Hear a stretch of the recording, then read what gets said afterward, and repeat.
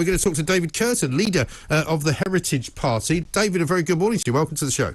Good morning, Mike. Great to be with you again. Yeah, now listen, just because it's a party conference season for the Tories and the Labour Party and the Lib Dems, we thought, well, we can't just forget about everybody else. So you guys have got a conference coming up. So I ran into you the other day in the TV studios, thought, why don't we get David on to tell us what he would do about the energy crisis? Because I saw you tweeted the other day about a list of things that we should do, all of which made pretty good sense to me.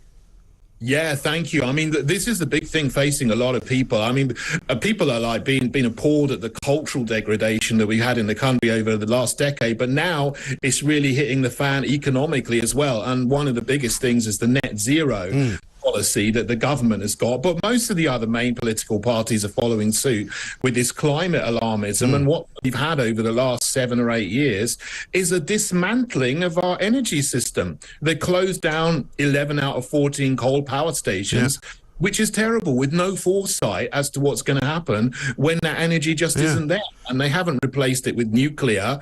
They're trying to replace it, they say, with wind and solar, but that was obviously never going to provide enough energy to make up the shortfall. Well, that's right. It's extraordinary to me that they've allowed successive governments, really, and I think you probably have to go back even to Tony Blair's government, where they've just allowed the infrastructure of this country to degrade, right? So we haven't built any reservoirs, so we can't store water. We got rid of the gas storage facilities that we used to have under the North Sea. We haven't got any nuclear. We haven't got any coal. We haven't got any gas. So apart from that, it's going really well.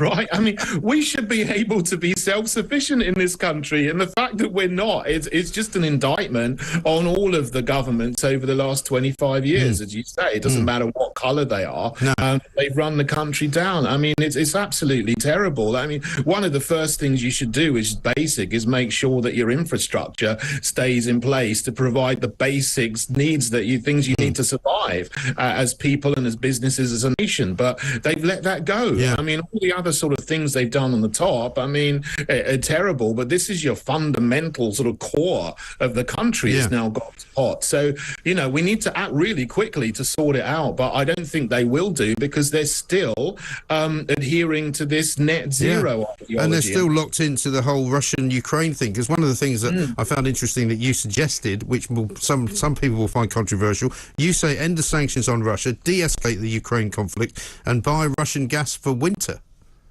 Yeah, I've been saying that since the beginning. I mean, this was a conflict that never had to happen. People could have sat round and stuck to the Minsk agreements, which were put in place in 2014, but we didn't do that. And since then, you got people all over the Western world, leaders, you know, including Johnson, including Truss, particularly in this country, are talking about prolonging the war, defeating Putin and so on, and putting in place sanctions on Russia so that we can't buy their gas. We've sort of done it to ourselves, you know. I mean, it's not so much the case that, you know, we are going to suffer because we don't particularly buy Russian gas that much, but of course we're linked into the European energy infrastructure, the gas infrastructure. So if Germany can't buy gas from Russia, they're going to buy it from Norway, which means there's competition for Norwegian gas, which pushes the price up here. So, you know, what happens all over Europe, and they're all acting in lockstep together, but what happens there affects us here in terms of energy. But I think we need to take a lead in de-escalating the situation and getting back to normal, ending the conflict, which could be done quite quickly if there was the will to do it, and then we could end the sort of energy crisis that we. Also, not much point in leaving the EU if we're still part of so many bits of it, you know, like the energy process and the ECHR and all the other things that we're still kind of loosely connected to the EU through. We haven't really left then, have we?